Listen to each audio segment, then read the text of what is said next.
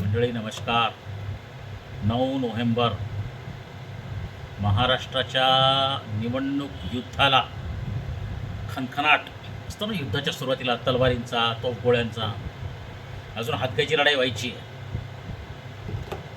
आणि याचे जे निष्कर्ष आहेत, याचे जे ट्रेंड्स आहेत, no survey, no exit poll, no opinion, no this and that narrative, just pure facts and scientific thinking. ठीक आहे. स्वामी विज्ञानानंदांचे आशीर्वाद, त्यांची प्रार्थना करून मी सांगतो. मंडळी, ही निवडणूक महाराष्ट्राला खूप छान आहे आणि फार सगळे लोक पिळून निघणार आहेत. ठीक आहे. पण आता आपण काय करणार आहोत? कोण जिंकणार, कोण हारणार, कोण मुख्यमंत्री होणार, हे सगळं वेगवेगळे विषय. Will deal with this subjects later on.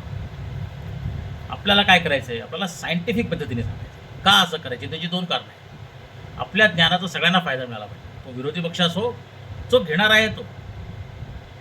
Swamiji काय म्हणायचे की उन्हात बसलेला माणूस ऊन खाण्यापुरतं सूर्याची शक्ती घे, गायत्री मंत्र म्हणणारा बुद्धीसाठी शक्ती घे, आणि ज्याला उच्च संकल्प आहे तो प्रकाशातून शक्ती घे. ज्याला जे घ्यायचं तो घे. ठीक आहे. देणाऱ्याने देत राहावे आणि घेणाऱ्याने एक दिवशी हात घ्यावे, म्हणजे नॉट लिटरली, मेटाफॉरिकली. ठीक आहे. ठीक आहे. तर आता प्रश्न असा आहे की आपण काय करणार? तर माझी एक पद्धत आहे. मी मतदारसंघ वाईज, विभाग वाईज, ट्रेंड्स वाईज जातो. मी ओपिनियन एक्झिट पोलवर जातो आणि इकडच्या तिकडच्या वातावरण ज्या वाचतात त्याच्यात मी जातो. सुदैवाने तेवढी माझी बुद्धी प्रगल्भ झालेली आहे. आणि आता महाराष्ट्रामध्ये स्थिती आज बऱ्यापैकी स्पष्ट झालेली आहे. कोण कुठे उभं आहे, कसं उभं आहे, काय वगैरे वगैरे वगैरे. त्याच्यामुळे तुम्हाला आता सगळा धमाकेदार विश्लेषण मी देणार आहे. निवडणूक आयोगाची आचारसंहिता, त्याच्यानंतर आपलं विचार मांडण्याचे संकेत, हे सगळे पाळून मी सांगतो. मी कोणालाही एका बाजूने सांगणार नाही. जसं प्रोपोगंडा होतो, मी तसं करणार नाही. आणि ह्याबद्दल सगळ्याच राजकीय पक्षांचं एकमत आहे. सगळ्यांनीच मला वाळी टाकले तर सगळेच लोक मला मान्य करतात की हो बस तो जसे काय असं करत नाही. आणि मी कुठल्या आतल्या गटाचा पण नाही. थोडं टीका विका करायला, विनोद करायला मला आवडतं. मी मिश्किल स्वभावाचा आहे. पण आता मी जे घेणार आहे ना, ते सगळे मतदारसंघ वाईज घेणार आहे. 2-2, 3-3 मिनिटाचे क्लिप्स असतील आणि मी ट्रेंड्स सांगणार फक्त. म्हणजे आता पहिलं माझं स्टॅटिस्टिकल शक्ती.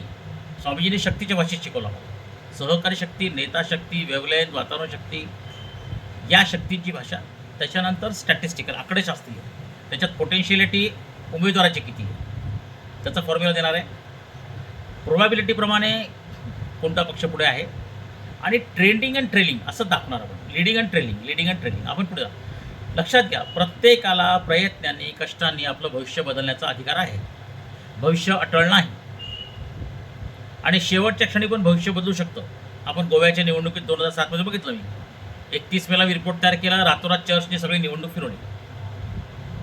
पण 2012 पुढची 5 वर्ष, 2012पर्यंत मनोहर पर्रिकरने प्रचंड डेटा गोळा केला आणि 82% मतदान घडवून आणलं. तर ह्यावेळेस मतदान जो जास्त घडवून आणेल तो पण एक फार मोठा फॅक्टर आहे. तर आपण अशा अनेक गोष्टी बघणार आहोत आणि आपल्याला ह्याच्यातून एक नवीन संशोधन, नवीन दिशा मिळणार आहे, नवीन गोष्टी शिकायला मिळणार आहेत.